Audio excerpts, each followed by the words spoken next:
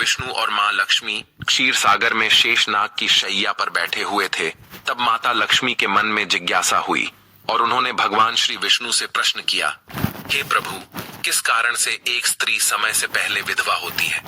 ऐसा वह कौन सा पाप है जो एक पतिव्रता नारी को भी विधवा बना डालता है? क्या स्त्री के विधवा होने के संकेत पहले से मिलते हैं?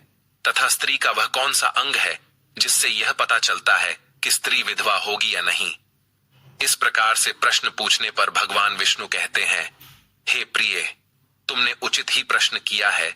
यह सत्य है कि कुछ स्त्रियों के भाग्य में जल्दी विधवा होना लिखा हुआ होता है, चाहे वह पतिव्रता ही क्यों न हो, किंतु एक पाप के कारण स्त्री विधवा बनती है और स्त्री के शरीर का एक अंग उसके विधवा होने का संकेत भी देता है। भगवान विष्णु कहते हैं, हे देवी, तुम्हें इस परम गोपनीय सत्य को बताने से पहले मैं तुम्हें एक कथा सुनाता हूं। इस कथा में तुम्हें तुम्हारे सभी प्रश्नों के उत्तर मिल जाएंगे, इसीलिए तुम इस कथा को ध्यान से सुनना। दोस्तों, भगवान विष्णु ने माता लक्ष्मी को एक अत्यंत सुंदर कथा सुनाई है। इस कथा के माध्यम से भगवान ने समस्त मानव जाति के कल्याण के लिए कई महत्वपूर्ण उपदेश दिए हैं, इसीलिए आप इस कथा को पूरा जरूर सुने। इस कथा को आधा अधूरा सुनना पाप माना जाता है। तो चलिए शुरू करते हैं। दोस्तों, एक समय की बात है, मध्य देश में एक अत्यंत धनवान सेठ रहा करता था। उसका एक पुत्र और 3 पुत्रियां थीं। उसकी तीनों पुत्रियों का विवाह अच्छे और धनवान घराने में हो गया था, किंतु सेठ की एक पुत्री को दुर्भाग्य का सामना करना पड़ा। उसकी एक पुत्री विवाह के कुछ ही वर्षों के बाद विधवा हो गई और अत्यंत दुख में जीवन बिताने लगी। उस विधवा स्त्री का नाम था सुकन्या। सुकन्या अत्यंत सुंदर, गुणवान और पतिव्रता नारी थी, किंतु उसके भाग्य में जो अशुभ लिखा हुआ था वही उसके साथ घटित हो गया। सुकन्या के पति ने विवाह के समय केवल सुकन्या का सुंदर रूप और उसके पिता की धन संपत्ति देखी थी, जिस कारण से उसे भी जल्दी ही शरीर का त्याग करना पड़ा। बचपन से ही सुकन्या के शरीर के अंगों पर उसके विधवा होने के लक्षण दिखाई दे रहे थे, लेकिन किसी ने उस पर ध्यान नहीं दिया था। सुकन्या के पिछले जन्म के कर्मों के कारण उसे इस जन्म में विधवा होना पड़ा था। भगवान विष्णु कहते हैं, हे देवी, अब मैं तुम्हें सुकन्या के पूर्व जन्म की कहानी सुनाता हूं, उसे तुम ध्यान से सुनो। सुकन्या का पिछले जन्म में एक ब्राह्मण के घर पर जन्म हुआ था। उसका नाम था कलावती। वह ब्राह्मण राजा को अत्यंत प्रिय था, जिस कारण से ब्राह्मण का घर धन धान्य से भरा हुआ था। उसके पास बहुत सारी धन संपत्ति थी, जिससे ब्राह्मण बहुत ही उन्मत्त और गर्विष्ठ बन गया था।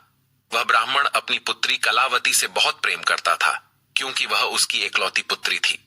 कलावती बहुत ही सुंदर थी और पिता के लाड प्यार से वह भी बिगड़ चुकी थी। उसके पिता उसकी हर इच्छा को पूर्ण करते थे, उसे कभी किसी चीज की कमी नहीं पड़ने दी। कलावती ने अपने जीवन में कभी दुख नहीं देखा था और उसे अपनी सुंदरता पर भी अत्यधिक घमंड था। फिर जब कलावती जवान हुई तो उसके पिता ने उसका विवाह करने का सोचा, लेकिन उसकी एक शर्त थी कि जो भी कलावती से विवाह करेगा वह उसके साथ उसके पिता के घर में रहेगा, अर्थात घर जमाई बनकर रहेगा। ब्राह्मण ने अपने सभी रिश्तेदारों को यह बात बता दी और चारों तरफ यह बात फैल गई। कई विद्वान और ज्ञानी पंडित कलावती के घर पर उसे देखने के लिए आ गए, लेकिन कलावती ने किसी को भी पसंद नहीं किया। कलावती ने कई विद्वान ब्राह्मणों को अपमानित करके घर से बाहर निकाल दिया। फिर एक दिन एक अत्यंत सुंदर ब्राह्मण भिक्षा मांगने के लिए कलावती के घर पर आया, जिसे देखकर कलावती उस पर मोहित हो गई और अपने पिता से कहने लगी कि वह उसी भिखारी ब्राह्मण से विवाह करेगी। यह सुनकर कलावती के पिता ने भी स्वीकृति दे दी और उस भिक्षुक ब्राह्मण को कलावती से विवाह करने के लिए पूछा, तो उस भिक्षुक ब्राह्मण ने भी हां कर दिया और फिर कलावती और उस ब्राह्मण का विवाह संपन्न हुआ। कलावती विवाह के समय बहुत प्रसन्न थी। उसे उसका मनपसंद जोड़ीदार मिल चुका था। विवाह के बाद कुछ दिनों तक कलावती अपने पति के साथ बड़े प्रेम से रहने लगी और उसकी सेवा करने लगी। लेकिन कुछ ही दिन बीतने के बाद कलावती ने अपना असली रंग दिखाना शुरू कर दिया। कलावती अपने पति को नौकर की तरह समझने लगी। उसकी आज्ञा का पालन करने की जगह पर उसे ही आज्ञा देने लगी। कलावती अपने पति को भी उसके नाम से बुलाने लगी। खुद अपने पति के पैर दबाना छोड़कर अपने पति से ही खुद के पैर दबाने लगी। कलावती स्वेच्छाचारिणी थी। वह पति को बिना बताए ही घर से बाहर चली जाती। कभी पति की कोई बात नहीं मानती थी, पति से पहले ही भोजन करती थी, किसी भी धार्मिक कार्य में पति के साथ नहीं बैठती थी और अकेले ही मौज करती थी। अपनी पत्नी के ऐसे व्यवहार को देखकर कलावती का पति बहुत दुखी रहने लगा। उसने कलावती को बहुत समझाने की कोशिश की, लेकिन वह कभी नहीं मानी। कलावती अपनी ही मनमानी करती रहती थी। कलावती की माता ने भी उसे समझाने का प्रयास किया कि स्त्री को अपने पति के साथ ऐसा व्यवहार नहीं करना चाहिए, लेकिन कलावती अपनी मां की बात कभी नहीं मानती थी और वह जानबूझकर अपने पति को अपमानित करती रहती थी। दिन रात पति की बुराई करना, उसे अपशब्द कहना, उसे नाम लेकर बुलाना आदि प्रकार के निंदित कार्य वह रोज करती थी। कलावती का पति भी उससे बहुत परेशान हो गया था। फिर एक दिन उसने बहुत विचार किया और कलावती को छोड़कर जाने का निश्चय किया। कलावती का पति बिना किसी को बताए ही अपने घर को छोड़कर चला गया। उसने कलावती का त्याग कर दिया और वन में जाकर तपस्या करने लगा, क्योंकि शास्त्र यही कहते हैं कि बुद्धिमान मनुष्य को दुष्ट और स्वेच्छाचारिणी पत्नी का त्याग कर देना चाहिए, अन्यथा वह भी उसके पाप का भागीदार बनता है। कलावती का पति वन में जाकर तपस्या करने लगा। कलावती ने भी अपने पति को खोजने की कोशिश नहीं की और बड़े मौज से अपने ही घर में रहने लगी। कलावती की माता ने उसे बहुत समझाया कि वह अपने पति से विनती करके उसे वापस घर पर लेकर आए, लेकिन कलावती कहती, जाने दो मां, वैसे भी मेरा भिखमंगा पति किसी काम का नहीं है। उससे विवाह करके मैंने उस पर उपकार ही किया था, लेकिन वह मूर्ख मुझे ही छोड़कर चला गया है। ऐसे मूर्ख पति के साथ रहने से अच्छा है मैं अकेली ही रह लूं। मैं इतनी सुंदर हूं कि कोई भी पुरुष मुझसे विवाह कर लेगा। कलावती की ऐसी बातें सुनकर उसकी मां भी दुखी रहने लगी।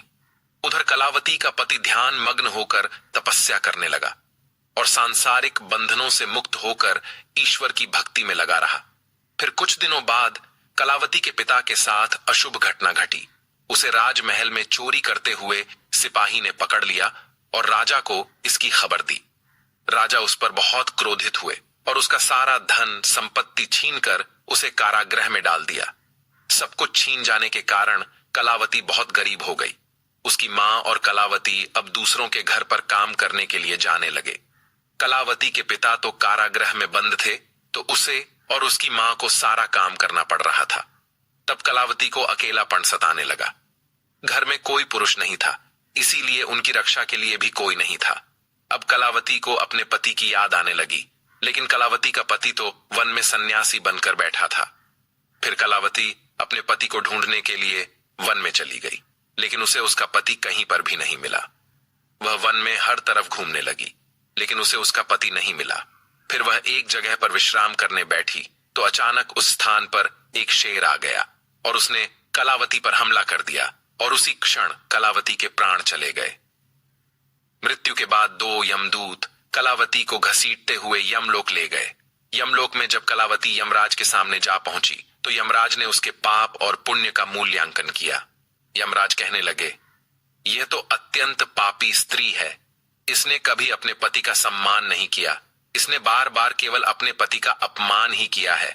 यह उसका नाम लेकर बुलाती थी और अपने पति के साथ नौकर की तरह व्यवहार करती थी। ऐसी दुष्ट स्त्री को तो नरक में भेजना चाहिए। फिर कलावती नरक में चली गई। अनेक वर्षों तक नरक में सजा भुगतने के बाद कलावती को अपने पूर्व जन्म के कर्मों का प्रायश्चित करने के लिए फिर से मनुष्य जन्म प्राप्त हुआ।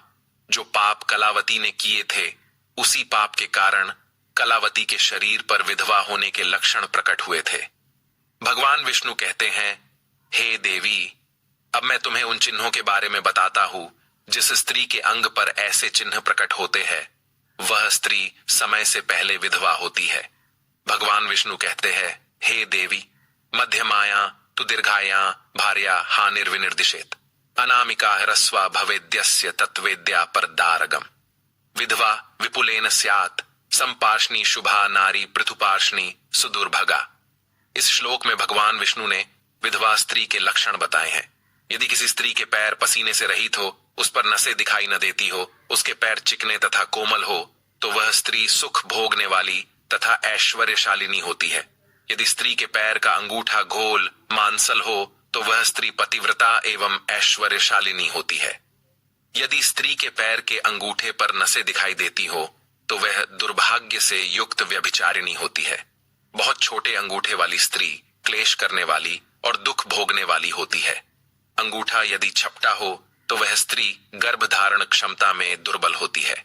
यदि किसी स्त्री के पैर की तर्जनी उंगली अंगूठे से भी बड़ी हो तो वह स्वच्छंद कामचारिणी अर्थात अनेक पुरुषों से संबंध बनाने वाली होती है।